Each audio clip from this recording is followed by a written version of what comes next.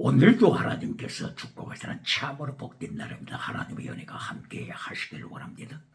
오늘은 사무엘하서 제14장 이하에서 상고하겠습니다. 사무엘하서 제14장 이하에서는 하나님의 징계를 중심으로 해서 상고합니다. 사무엘하서 제12장 10절 이하에서 하나님께서 나단 선지자를 다윗 왕에게 보내셔서 하나님의 말씀을 대언토록 하셨습니다. 선지자가 곧바로 나비요. 대언하다가 나바죠. 이렇게 함으로써 나단 선지자 나비는 하나님의 말씀을 다윗 왕 앞에서 담대하게 대언합니다. 하나님의 이름으로 대언합니다.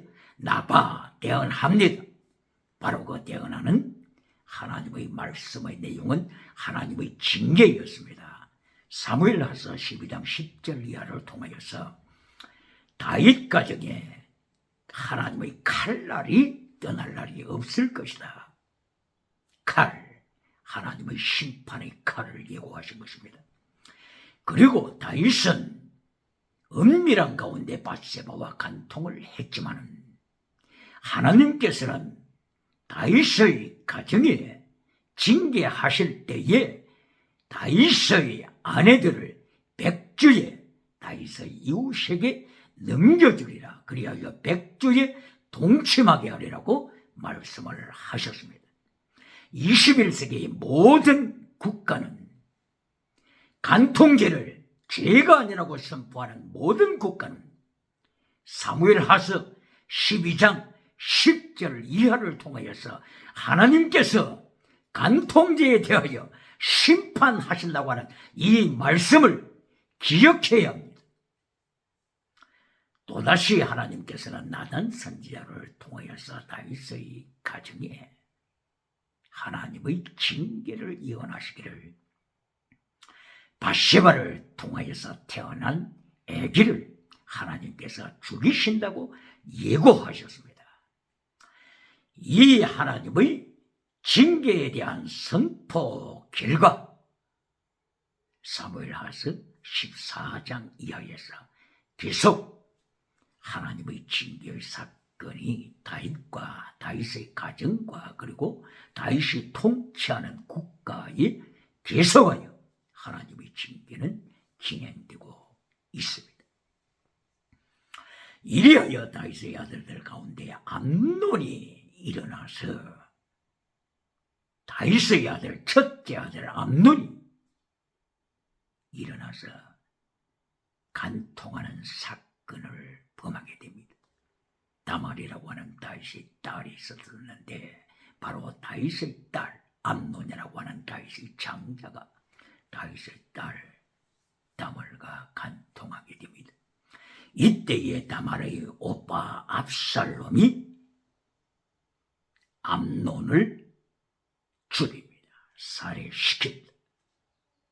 이리하여 압살롬은 그술이라고 하는 아람 나라로 도피해 갔습니다. 헬몬산 근처에 있는 그술, 바로 이 나라는 아람 쪽에 속한 나라였죠. 바로 압살롬의 모친 마아가가 바로 이 그술 왕 달메의 딸이었죠. 그러므로 외가 쪽으로 도피하여 그술이라고 하는 아람족 속의 나라로 압살롬은 도피해 갔습니다. 다윗 왕이 아람 나라에서 자기 아내를 맞이하게 됨으로써 이것이 하나의 큰 위기상 올무가 되고 말았습니다. 이리하여 압살롬은 그술이라고 하는 바로 그 나라를 터전으로 해서 다윗 왕 부왕을 향하여 도전해 옵니다. 도전, 반역,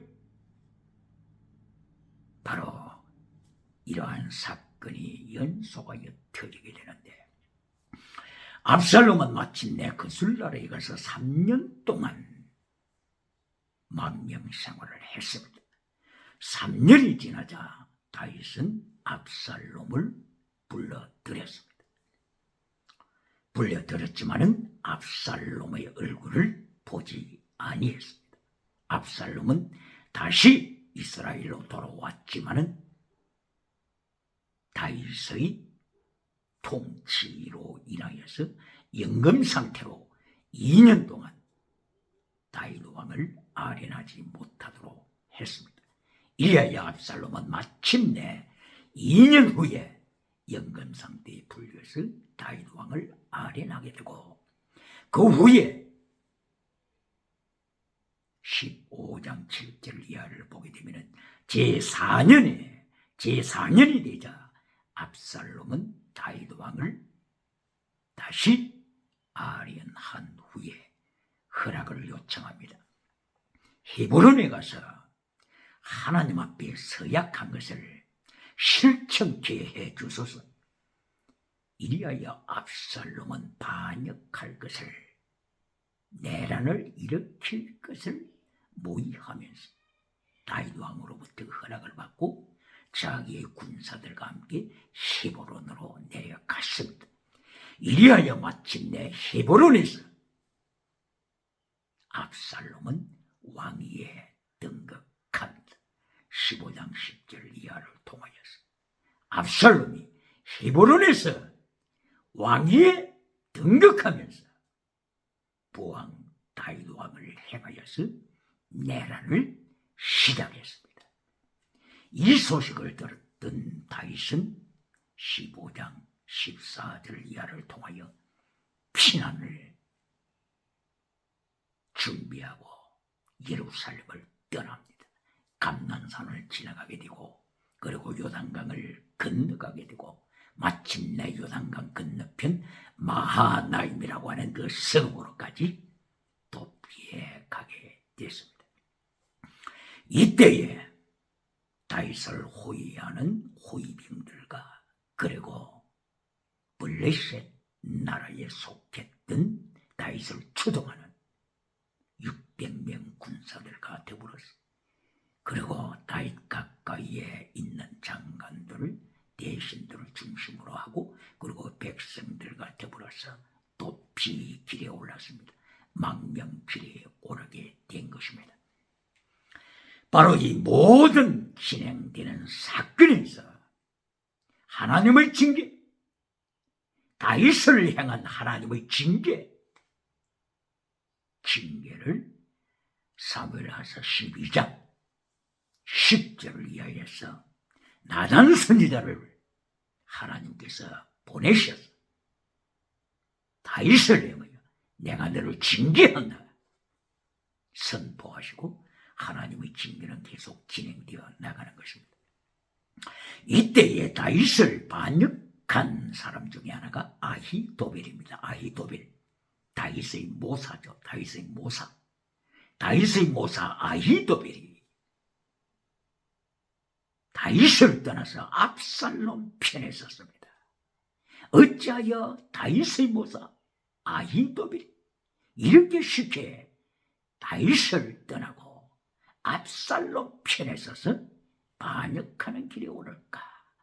여기에 대하여 학자들은 말합니다. 바로 이 아히도벨이 밧세바의 조부 할아버지라고 이야기를 합니다. 주장하는 사례가 있습니다. 바로 그것은 사무엘하서 23장 34절에 나타나기를, 밧세바의 부친은 엘리암이요, 엘리암의 부친이 곧바로 아히도벨이라 이렇게 말씀을 하고 있습니다. 사무엘하서 11장 1절 이하에서 밧세바의 부친이 엘리암이라고 또다시 나와 있었죠. 그리하여 엘리암의 부친이 아히도벨은 다윗의 모사였는데, 전략가였는데, 이렇게 다윗을 떠나서 압살롬 편에 서서 다윗을 대적하게 된 것은 바로 자기의 손녀 밧세바, 다윗과 밧세바의 간통 사건 때문이라고 주장하는 하는 사례도 있습니다. 하여튼 하나님께서 다윗에게 12장 10절 이하를 통하여서 징계할 것이다. 칼이 떠나지 아니할 것이다. 그리고 간통 사건도 일어날 것이고 죽음의 사건도 일어날 것이다. 하나님께서 나단 선지자를 통하여 다윗에게 경고한 것처럼 나단은 나비로서 나바 대언하다 대언했습니다. 오늘도 선지자, 오늘도 하나님의 메신저들이 하나님의 말씀을 그대로 대언합니까? 하나님의 말씀을 나단처럼 그대로 말씀대로 대언합니까? 그렇지 않으면 회중이 두려워서, 백성이 두려워서, 성공주의 목적 때문에, 번영주의 목적 때문에 하나님의 말씀을 잘라버리고 결론을 지나가는 은사로 결론을 맺습니까? 신유원사로 결론을 맺어버립니까? 결론에서 진리를 선포해야 되는데, 결론에서 십계명 하나님의 말씀을 선포해야 되는데 십계명을 잘라버리고 진리를 잘라버리고 결론에서 지나가는 은사로, 지나가는 복으로, 건강복으로 결론을 맺음으로써 회중으로부터 박수를 받고 있습니까? 땅끝으로부터 모든 사람으로부터 칭찬을 받고 있습니까? 누가복음 6장 26절 이하를 통하여 예수님께서 선지자들에게 메신저들에게 분명하게 말씀을 하시기를, 너희가 모든 사람으로부터 칭송을 받는다면 너희는 저주받은 자다, 저주받은 자다. 진리를 선포하면 돌을 들고 대적하는 자들이 일어난다.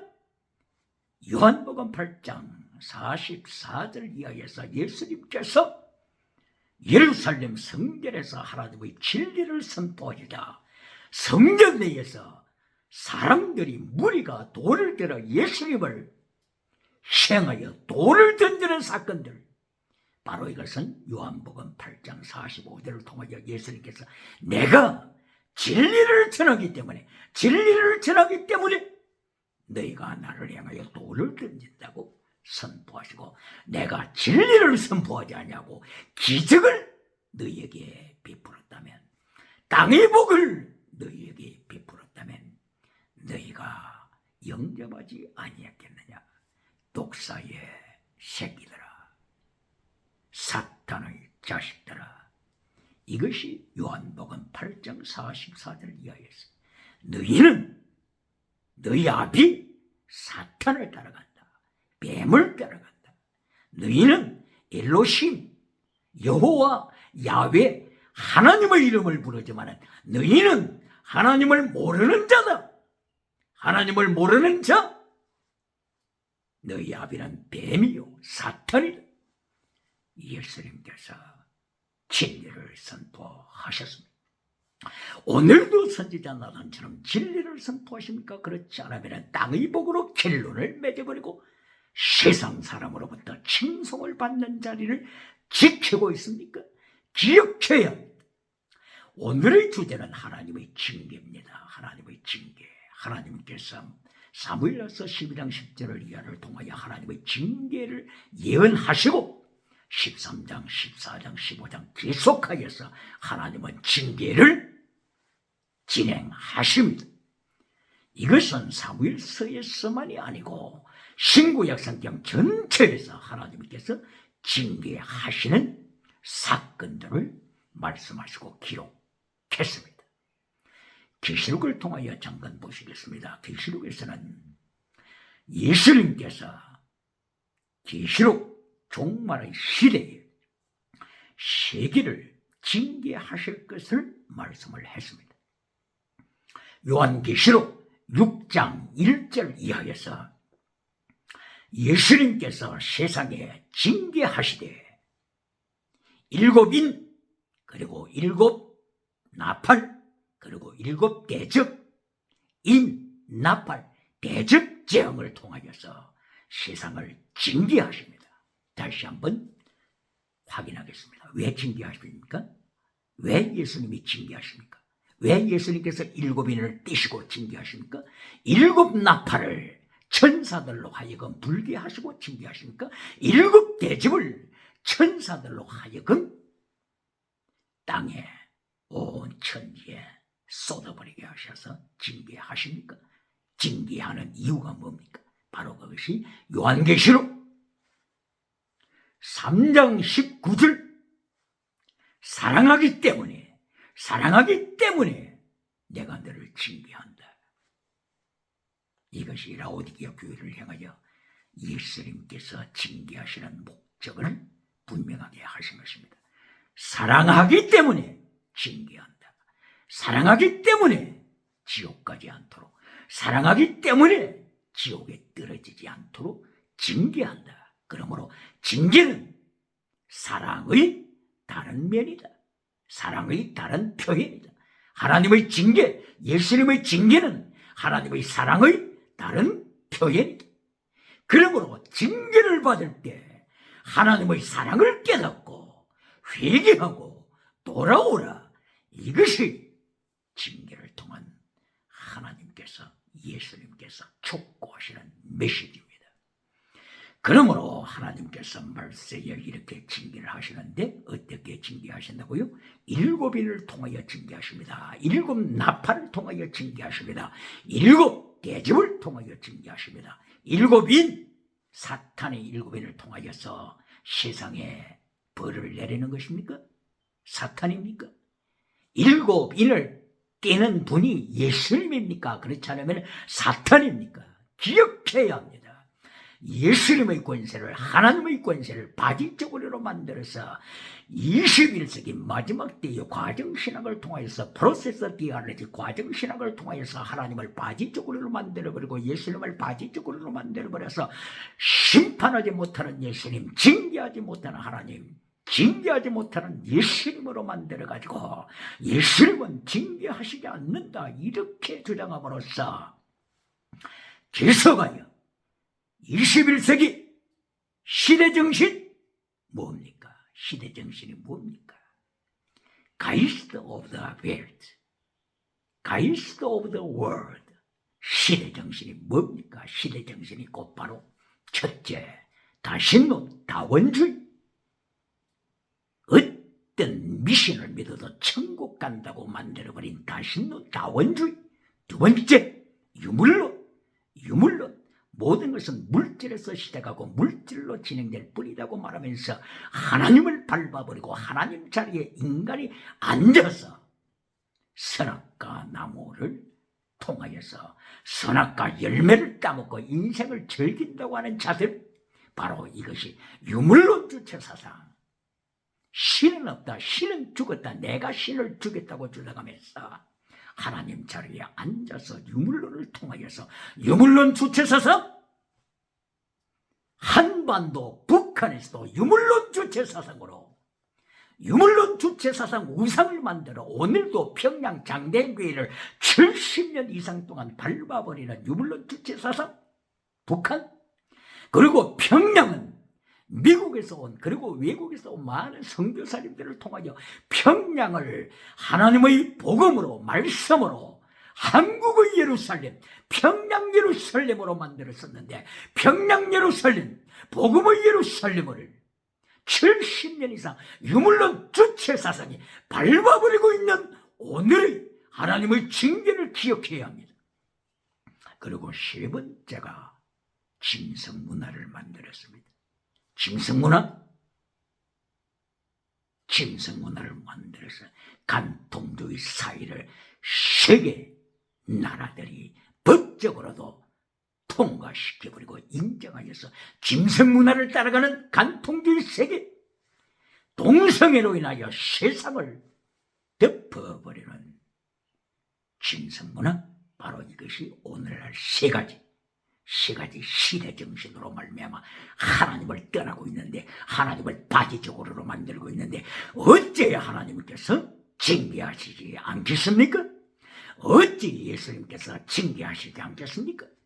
이렇게 하나님이 징계하실 때, 예수님께서 징계하실 때 이것은 예수님께서 하시는 것이 아니고 이것은 하나님께서 하신 것이 아니고 우연이라고 하면서 하나님은 징계할 수 없는 바지저고리로 만들어버리는 프로세서 디얼로지, 과정신학자들, 과정신학을 따라가는 번영주의자들, 오늘도 번영주의 메시지로 땅의 성공법으로 결론을 맺으면서 십계명을 잘라버리는 메신저가 있습니까? 십계명을 잘라버리는 신학교가 있습니까?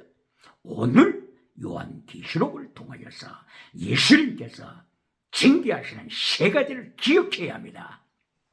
일곱인 징계, 일곱 나팔 징계, 일곱 대접 징계.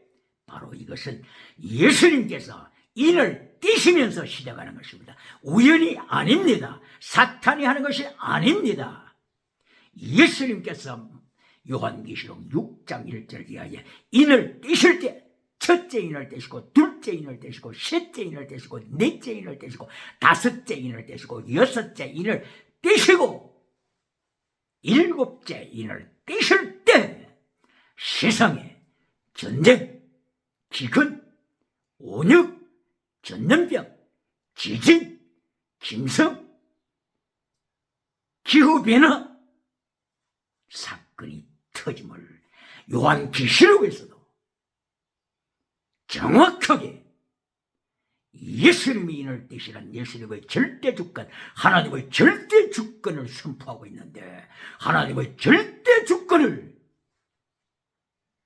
바지저고리로 만들어버리고 모든 전염병은 우연이다, 모든 코로나 바이러스는 우연이라고 만들어버리면서 예수님의 권세, 하나님의 주권을 바지저고리로 허수아비로 만들어버리는 과정신학주의자들, 번영주의자들, 성공주의자들, 하나님께서는 그 사람의 말을 기억하십니다. 생명책과 더불어서 생명책 옆에 있는 많은 책이 함께 있습니다. 기록된 책, 바로 요한계시록 20장 11절 이하의 생명책뿐만이 아니라 행위에 대하여 기록한 책이 있습니다. 하나님은 기억하십니다. 이리하여 일곱째 인을 떼시니까 일곱 나팔을 가진 일곱 천사가 나타나서 첫째 천사가 나팔을 불고 둘째 천사, 셋째 천사, 넷째 천사, 다섯째 천사, 여섯째 천사, 일곱째 천사가 나팔을 불 때 이 땅에 땅과 바다와 강과 하늘이 어두워지기 시작하고 타락하는 모습들을 하나님께서 그대로 폭로하셨습니다. 땅, 바다, 강, 하늘이 타락하고 하늘이 어두워지자 다섯 번째가 뭡니까? 어두워지자 다섯 번째가 뭡니까? 무지갱. 요한계시록 9장 11절 무지갱을 보여주십니다. 요한계시록 6장 8절에서 하데스 타르타루스, 하데스 타르타루스, 게헤나 지옥을 보여주십니다. 지옥을 보여주십니다. 6장 8절, 9장 1절 이하에 무지갱을 보여주시고 하늘에서 떨어진 별 하나가 열쇠를 가졌는데 무지갱을 열은 열쇠를 가졌더라. 바로 그 무지갱 속에 왕이 있는데 그 왕의 이름은, 왕의 이름 아블론, 아바돈, 아블론, 이렇게 불리는 지옥을 통치하는 왕이 있다고 말하면서 사탄 따라가던 자들이 그곳에 하데스에 무지갱에 들어갈 것을 이미 예고하셨습니다. 바로 이 다섯 번째 나팔을 불 때 무지갱을 보여주시고 이 무지갱에 들어가면 안 된다고 경고하시는 예수님, 이리하여 9장 12절 여섯째 천사가 나팔을 불 때 세계 전쟁이 일어납니다. 전쟁이 일어납니다. 전쟁, 기근, 전염병을 통하여 세계를 회개시키는 예수님, 이것이 우연이라고요? 예수님께서 인을 띄실 때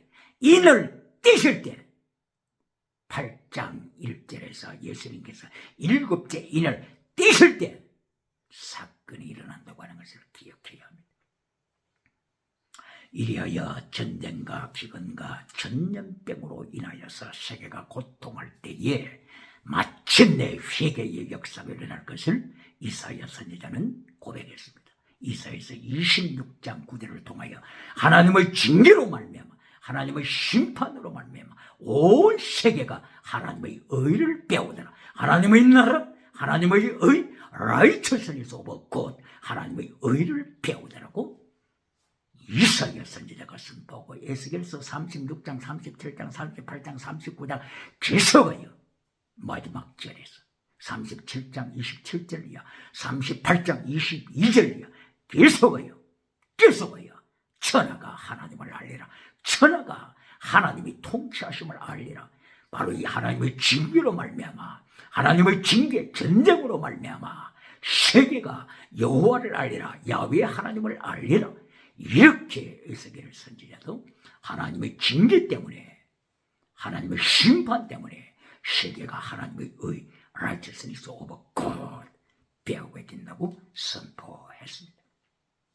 이리하여 요한계시록 16장에 들어가서는 또한 예수님께서 인을 떼신 결과, 일곱째 인을 떼신 결과 일곱째 천사가 계시록 11장 15절에 나팔을 불게 되니까 일곱 대접을 가진 천사들이 등장하게 되는데 바로 첫째 천사가 대접을 쏟고 둘째 천사가 대접을 쏟고 셋째 천사가 대접을 쏟고 넷째, 다섯째, 여섯째, 일곱째 천사가 대접을 쏟는 사건으로 말미암아 마지막 아마겟돈 전쟁이 터집니다. 아마겟돈 전쟁으로 말미암아서 전쟁, 기근, 전염병, 자연기후변화 등등으로 말미암아 세계에 하나님의 징계가 쏟아지게 되고 이 결과 세상은 하나님의 징계로 말미암아 하나님의 의를 배우게 되었다. 하박국 선지자도 하박국서 2장 14절을 통하여서 온 세상이 물이 바다를 덮음같이 온 땅이 여호와의 영광을 아는 지식으로 충만해져 갈 것을 예언했습니다. 할렐루야. 이렇게 세상에 하나님의 말씀으로 회개하지 않자, 하나님의 말씀을 선포해도 회개하지 않자, 지옥 가면은 안 되기 때문에 타르타로서 지옥으로 떨어지면 안 되기 때문에 하나님께서 바로 그 지옥 문 앞에서 전쟁, 기근, 오염, 전염병을 통하여 온 세계로 하여금 회개하도록 역사하신 것입니다. 요한계시록 3장 19절 다시 한번 기억하셔야 합니다. 3장 19절 예수님이 징계하시는 이유 라오디게아 교회야 내가 너를 사랑하기 때문이다. 내가 너를 사랑하기 때문에 네가 지옥 가면 안 되기 때문에 내가 징계한다. 전쟁, 기근, 오염, 지진으로 징계한다. 기후변화로 징계한다. 땅과 바다와 강물과 하늘이 하나님 앞에서 범죄하여 어두워져 갈 때, 그리고 다섯 번째 무적인이 보이고 지옥이 보이는 바로 그 찰나에 하나님께서는 전쟁을 통하여 아마겟돈 전쟁을 통하여 세상을 회개시키는 마지막 역사가 일어납니다. 이때에 하나님의 징계가 일어나는데 이리하여 하나님의 징계로 말미암아 하나님의 역사는 마지막의 사건을 이루어 가시는데 요한계시록 3장 10절에는 빌라델비아 교회를 향하여서 이런 말씀이 있습니다. 빌라델비아 교회야 네가 하나님의 말씀을 지킨다. 인내 가운데 하나님의 말씀을 지켰으니 내가 너를 지킬 것이다. 마지막 때에 온 땅에 온 지구에 임하는 종말의 환란에는 네가 참여하지 아니할 것이다. 이렇게 말씀하여 오늘날의 번영주의자들이 모든 성도는 7년 환란에 참여하지 않고 환란 피하여 천국 가서 멸류관 받으라고 선포하고 있습니다. 요한계시록 3장 10절 빌라델비아 교회에 말씀하시는 이 말씀을 왜곡시키는 오늘도 메신저들이 있습니까? 혼잡시키는 고린도후서 2장 17절, 고린도후서 4장 2절을 통하여서 바울 사도는 고린도 교회의 말씀을 혼잡시키는 거짓 사도들, 고린도 교회에서 혼잡시키는 거짓 사도들, 고린도 후서 11장 13절에 나타나는 고린도 교회의 뿌리를 받고 있으면서 지나가는 은사를 자랑하고 있으면서 지나가는 은사를 가지고서 말씀을 혼잡시켜서 고린도 교회를 타락시키고 있는 거짓 사도들, 이들을 행하여서 강력하게 바울 사도는 외쳤습니다. 말씀을 혼잡시키지 말라. 바로 이렇게 말씀을 혼잡시키는 자들이 마지막 때도 있어서 요한계시록 3장 10절 빌라델비아 교회를 향하여 빌라델비아 교회야 너희는 이제까지 말씀을 지켜나라고 환난에 참여했다. 그리고 너희들은 온 세상에 임하는 종말에 임하는 환난에는 참여하지 않는다. 이렇게 한 것을 모든 지구의 성도들은 7년 환난에 참여하지 않고 천국 가서 멸류관 받는다고 하는 이러한 번영주의 메신저가 있습니까? 자, 그러면 한번 확인해 보겠습니다. 바울 사도 순교했죠? 바울 사도가 환난에 참여했죠? 바울 사도가 환난에 참여한 것을 부인할 자 있습니까? 어떤 번영주의 학자, 신학자라고 할지라도 바울 사도가 순교한 것을 부인할 자 있습니까? 바울 사도가 예수님의 환난에 참여한 것을 부인할 자 있습니까? 부인할 자 없죠. 바울 사도 환난에 참여했습니다. 예수님의 말씀 때문에, 하나님의 말씀 때문에, 예수님의 이름 때문에 바울 사도는 순교하기까지, 로마에서 순교하기까지 환난에 참여했습니다. 그러면 질문하겠습니다. 바울 사도가 세계 마지막 때에 나타날 종말에 임할 환난, 마지막 때에 임할 환난에 바울 사도가 참여하게 됩니까? 바울 사도, 이미 순교하고 천국에 들어간 바울 사도가 세상 마지막에 나타날 온 세상에 임할 환난에 바울 사도가 참여하느냐고요? 참여하지 않죠. 이미 죽어서 천국 들어갔는데 어떻게 바울 사도가 마지막 세계에 임하는 환난에 참여합니까? 바울 사도가 마지막 세상에 임할 환난에 참여하지 않습니다. 이걸 부인할 자 있습니까? 바울 사도는 마지막에 임할 환난에 참여하지 않습니다. 이것이 똑같이 빌라델비아 교회도 마찬가지입니다. 스무나 교회도 마찬가지입니다. 스무나 교회 순교자 신앙을 지켰습니다. 하나님께서 멸류관을 준비하신다고 약속하셨습니다. 빌라델비아 교회 하나님의 말씀을 지키는 교회, 인내로 말씀을 지키는 교회로 이미 예수님께서 축복으로 말씀하셨습니다.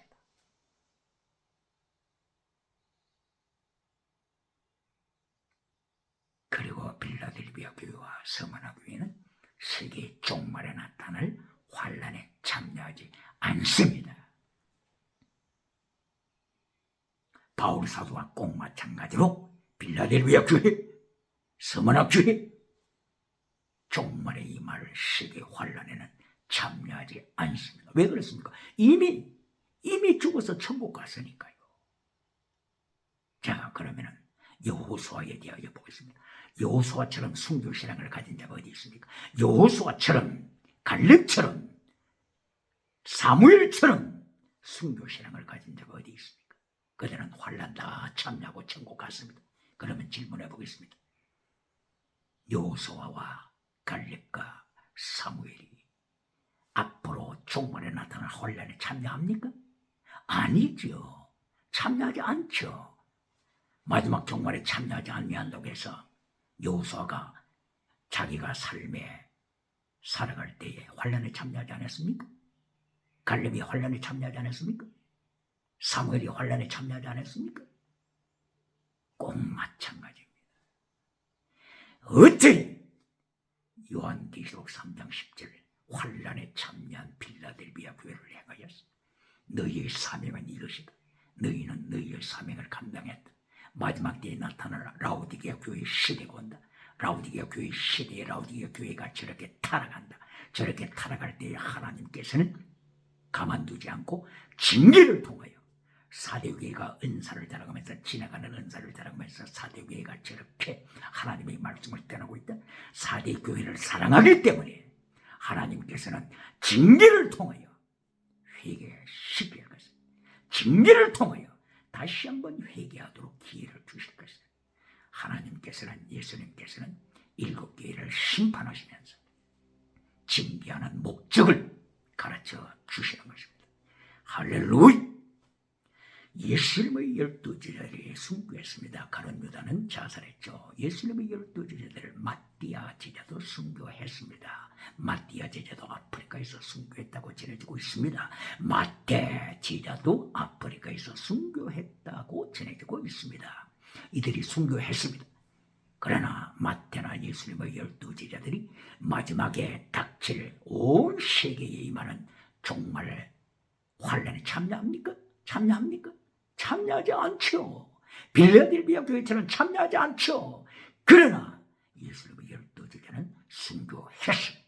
자기의 몫을 감당했습니다. 할렐루야! 그럼으로써 오늘 21세기 교회가 기억해야 할 것은 하나님의 징계로 임한 사건들을 통하여서 하나님께서는 회개하고 돌아오기를 하나님께서 오늘도 라오디게아 교회의 문을 두드리십니다.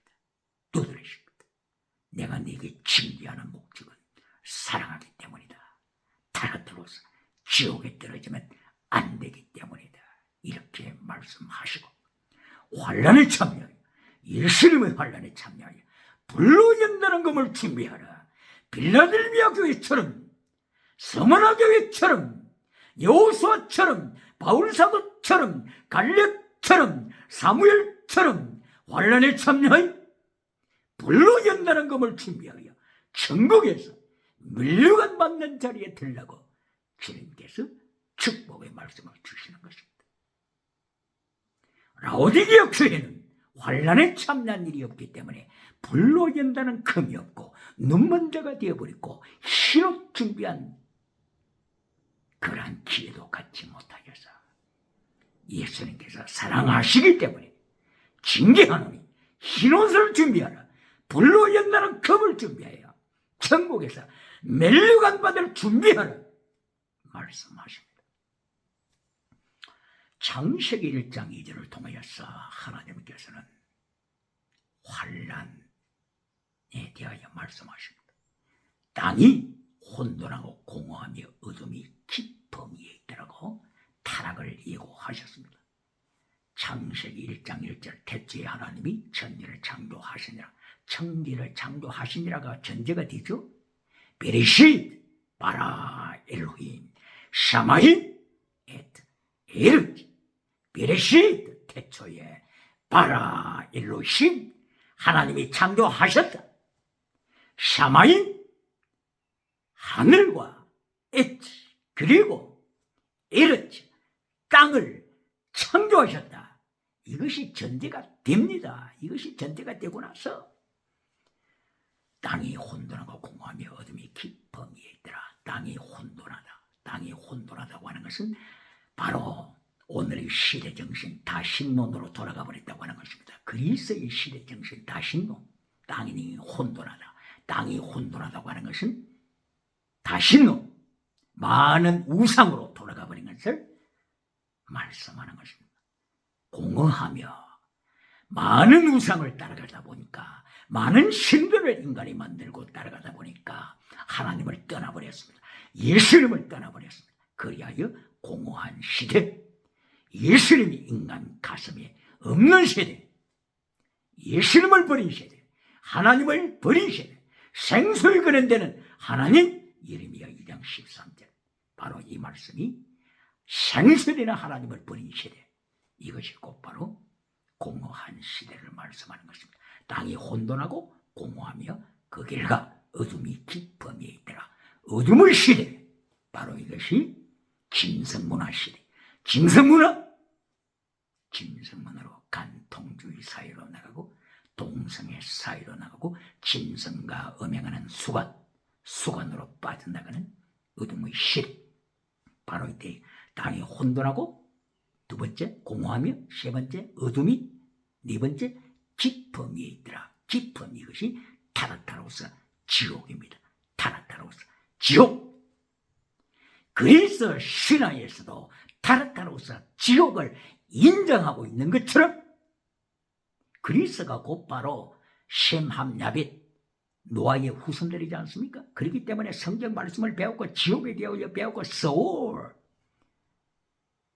지옥에 대하여 게헨나, 하데스에 대하여 그리스, 노아의 후손 그리스 사람들이 배웠기 때문에 타르타르스를 자기 신화에서도 기록하고 있는 것입니다. 노아 홍수 사건을 바로 이 그리스 신화에서도 기록하고 있습니다. 바로 이렇게 땅이 혼돈하고 공함이 어둠이 깊음이 있더라. 어둠이 깊음이 있더라. 지옥이 선포되고 있기 때문에 하나님께서는 하나님의 백성들을 지옥 가는 것을 원하시지 않기 때문에 사랑함으로 지옥 가지 않도록 하나님이 징계를 준비하십니다. 바로 그 징계를 준비하시는 것이 어디에 있습니까? 창세기 1장 2절 마지막 부분입니다. 마지막 부분. 하나님의 영은 수면 위에 운행하시더라. 하나님의 영이 수면 위에 운행하시더라. 하나님의 영, 그리스도의 영, 바로 여기서 삼위일체 하나님이 나옵니다. 그리스도의 영, 로마서 8장 9절. 그리스도의 영, 사도행전 16장 6절 이하. 그리스도의 영, 예수님의 영, 바로 이것이 창세기 1장 2절에 하나님의 영, 그리스도의 영, 그러므로 성부, 성자, 성령님, 삼위일체 하나님이 나타나시고 하나님의 영이 수면 위에 운행하시더라. 운행하시다. 이것이 곧바로 라하프, 원어로 라하프, 라하프, 하나님의 통치를 말씀하는 것입니다. 하나님이 통치하시더라. 수면 위에 통치하시더라. 바로 이 수면은 창세기 2장 9절 이하를 통하여서 에덴 동산에서 강이 흘러나왔다가 그것이 4개의 강으로 발전하죠.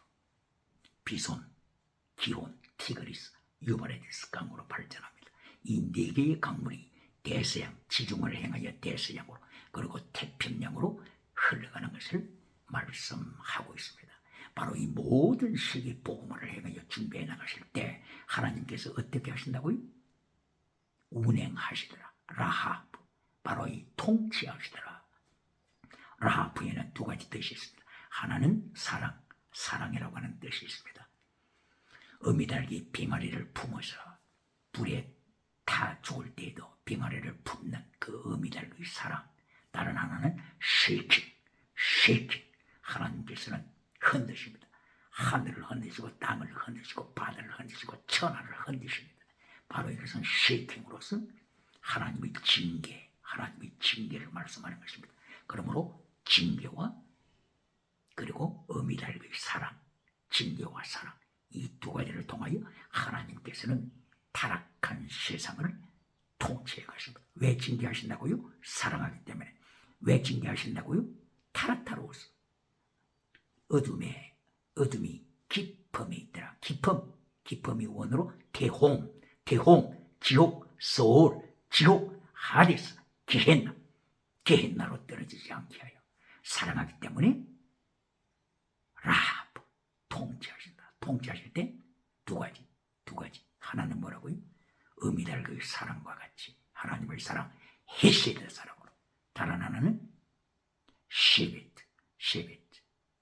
시편 23편 4절에 나타나는 지팡이와 막대기로 나를 통치하십니다. 지팡이, 징계의 지팡이, 쉐벳. 그리고 도움의 지팡이, 에제르. 그것이 곧바로 막대기, 미쉐라. 미쉐라는 도움의 지팡이, 쉐벳은 채찍의 지팡이. 할렐루야. 채찍, 징계. 그리고 다른 하나 미쉐라는 사랑, 헤세드, 사랑으로 감싸는 이 2가지를 통하여서 하나님은 세계를 통치하심을 창세기 1장 2절에서부터 벌써 말씀하셨습니다. 이사야서 46장 10절 이해합니까? 하나님께서는 처음부터 종말을 예언하시느냐.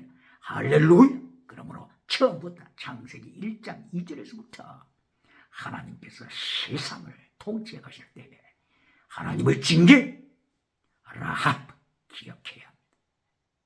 하나님의 징계, 쉐벳. 이래야 사무엘하서 7장 14절 15절에서도 하나님께서 다윗에게 다시 한번 약속하십니다. 네 몸에서 태어날 솔로몬을 통하여서 성전을 세우고 나라를 이루어가고 영원한 나라, 예수님이 오셔서 통치하실 영원한 나라까지 하나님께서 다윗에게 보여주실 때 솔로몬이 타락하면, 솔로몬이 우상을 만들면, 솔로몬이 하나님의 성전에다가 우상을 만들어 세울 때 하나님이 말씀하십니다. 내가 쉐벳으로 징계할 것이다. 인생 채찍으로, 사람의 막대기로 징계할 것이다. 솔로몬을 징계할 것이다. 그러나 헤세드 사랑은 끊어버리지 않을 것이다. 그러므로 헤세드와 쉐벳, 징계와 사랑 두 가지 막대기로 하나님께서 하나님의 뜻을 이 세상에 펼쳐 나가실 것을 약속하십니다. 하나는 뭐라고요? 징계. 다른 하나는 쉐벳. 다른 하나는 헤세드. 사랑과 징계를 통하여 세상을 통치하실 것을 말씀하십니다. 솔로몬이 범죄하면 나라가 갈라지게 만들 것이다. 남북으로 갈라지게 만들 것이다. 쉐벳 징계를 통하여 나라가 갈라지게 한다. 솔로몬 성전을 불태워버릴 것이다. 불태워버릴 것이다. 그리고 마침내 바빌론의 포로가 되게 할 것이다. 그리고 아수르의 포로가 되게 할 것이다. 그리고 로마 시대의 로마에 의하여 티투스 장군에 의하여 베스파시아누스 장군에 의하여 예루살렘 성전을 박해할 것이다. 마침내 예루살렘 성전을 불태워버릴 것이다. 그리고 디아스포라로 2000년 가까이 하나님께서는 통치하시고 징계하실 것이다. 바로 이것이 어디에 있다고요? 누구에게 말씀하신 것이라고요? 창세기 1장 2절부터 사무엘하서 7장 14절부터 그리고 사무엘하서 12장 10절 칼날이 다윗의 집에 떠나지 않을 것이다. 간음 사건이 다윗의 집에 일어날 것이다. 다윗의 집에 죽음의 사건이 일어날 것이다. 이리하여 마침 압살롬이 등장하여서 헤브론에서 왕위에 등극하면서 자기 부왕을 행하여 대적하기 시작하여 군사를 몰고 죽이기 위하여 달려오는 바로 이 내란의 사건을 통하여 하나님께서는 다윗을 만들어 가십니다. 지옥에 떨어지면 안 되니까, 하데스 타르타로스 지옥에 떨어지면 안 되니까 하나님께서 오늘도 전쟁, 기근, 전염병을 통하여 하나님은 개인을 통치하시고 다윗을 통치하시고 세계를 통치하시고 교회를 통치하시고 기독교를 통치하시고 국가를 통치하시고 사회를 통치하시고 저 북한의 유물론 주체 사상 우상을 통치하시고 오늘도 하나님의 은총으로 말미암아 하나님의 말씀을 십계명을 지킴으로 체대, 미시바드, 헤세, 피스티스, 크리스, 엘리오스, 믿음, 진리, 사랑하되 목숨을 다하여 사랑하는 순교신앙으로 승리하시길 예수님의 이름으로 축원합니다. 할렐루야.